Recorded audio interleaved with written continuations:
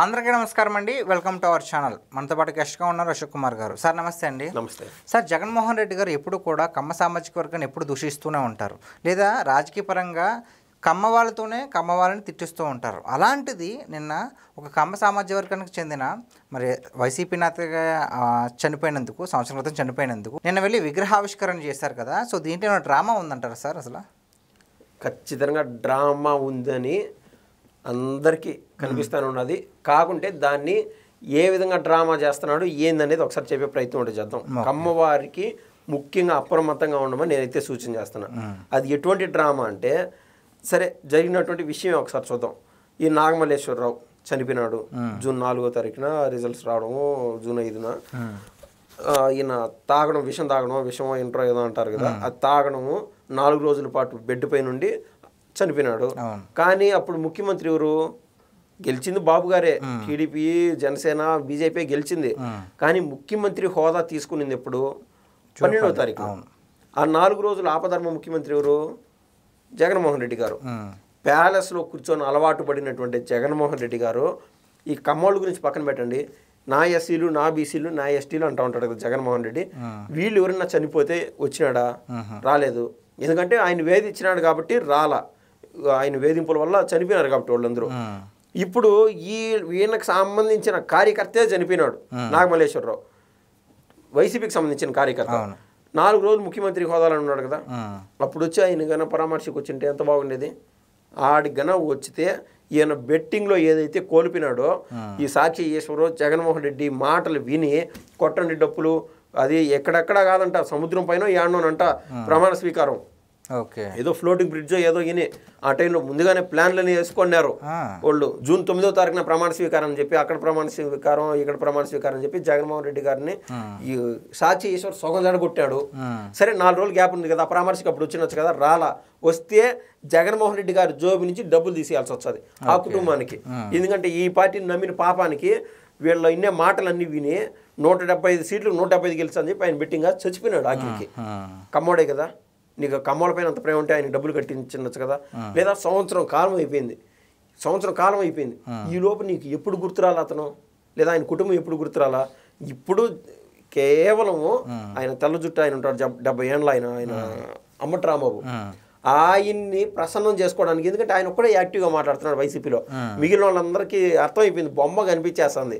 కాబట్టి ఆయన్ని ప్రసన్నం చేసుకోవడానికి, అంటే సడన్ గిఫ్ట్ ఇద్దామని చెప్పి, సర్ప్రైజ్ గిఫ్ట్ ఇద్దాము జగన్మోహన్ రెడ్డి గారికి వస్తే ఆయన తృప్తియే కదా వాస్తవంగా ఆ కుటుంబాన్ని నమ్ముకున్నటువంటి నాయకుడు అమ్మటి రాంబాబు. కాబట్టి అందుకు సత్యనపల్లి టూరు, ఈ కేవలం ఈ కమ్మకులస్తుడైనటువంటి నాగమల్లేశ్వరరావు పేరు బూచిగా చూపించి పెద్ద డ్రామా, సైకిక్ డ్రామా చేశారు. ఇది జరిగినటువంటి విషయం. కమ్మల పైన ఎటువంటి ప్రేమ లేదు. ప్రేమ ఉంటే వచ్చినవాడు, డబ్బులు ఇచ్చినవాడు సపరేట్ సబ్జెక్టు.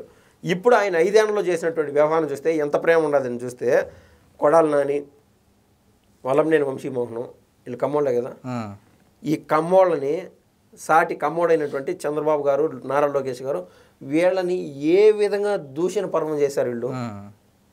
ముఖ్యంగా వల్లంనేని వంశీమోహన్ను ఈ రోజు పవన్ కళ్యాణ్ గారిని 1-2 చివుక్ అనే మాటలు అన్నాడు కావచ్చు కాక, కానీ మరీ ఇంకా ఇన్ డెప్త్ వీళ్ళు ఏంటంటే కమ్మోళ్ళతో తిట్టియాలా, కాపులతో తిట్టియాలా రాజకీయం అలవాటు చేసేసారు. ఆ క్రమంలో కొడాలి నాని, వల్లంనేని వంశీ దగ్గర అన్ని బూతులు తిట్టియాల్సినంత పనే ఉండదు. తన కంటిని తన వేలుతో పొడుచుకునే పనే కదా కమ్మకులానికి ఆయన చేసింది.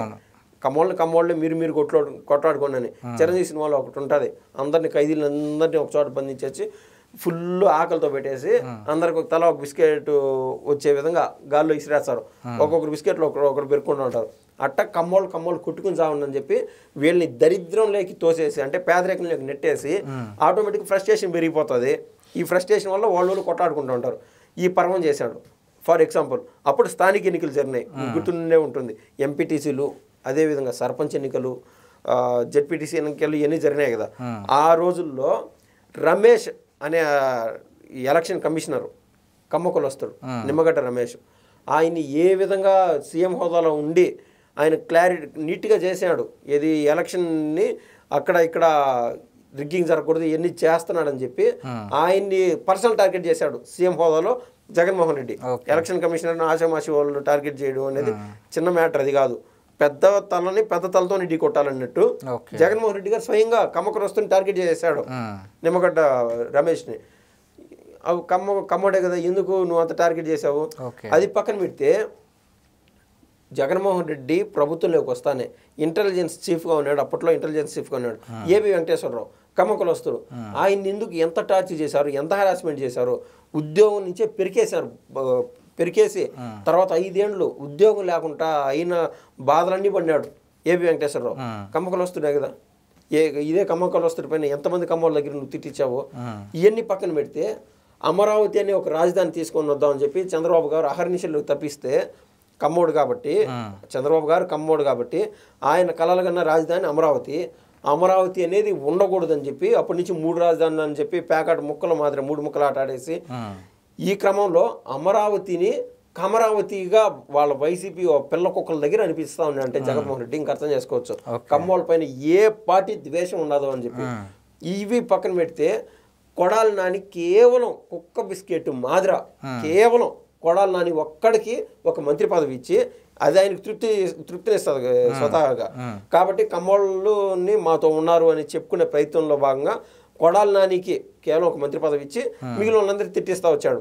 ఎందుకంటే ఇది ఆయన అన్నాడు చూడు, ఎలక్షన్ ఇంజనీరింగ్ అని చెప్పి, సోషల్ ఇంజనీరింగ్ అని చెప్పి లాస్ట్ రోజుల్లో ఎలక్షన్ దగ్గర రోజుల్లో అన్నాడండి. అప్పుడు ఈ కొడాలి నాని కేవలం కొడాలి నాని ఒక్కడే బాగుపడింది కమ్మోళ్ళలో, మిగిలిన వాళ్ళందరూ ఎట్టపోయినారు.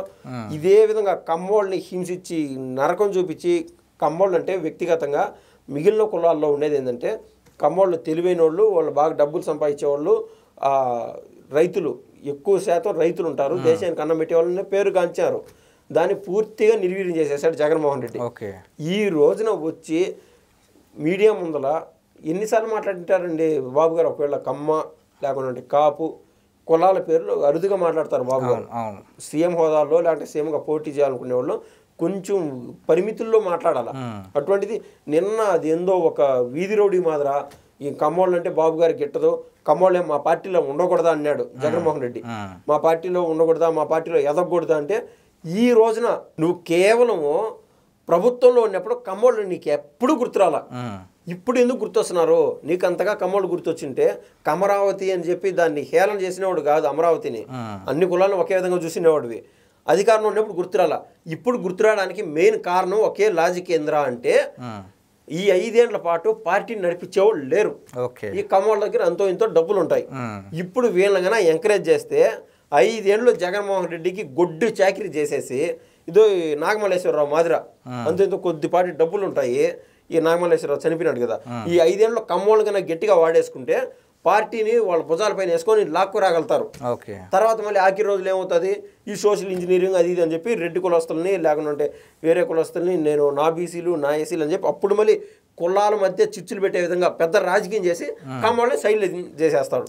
కాబట్టి కమ్మ కులస్తులు అప్రమత్తంగా ఉండాలి నేనైతే ఫైనల్గా చెప్తున్నాను. థ్యాంక్స్ అండి, ధన్యవాదాలు.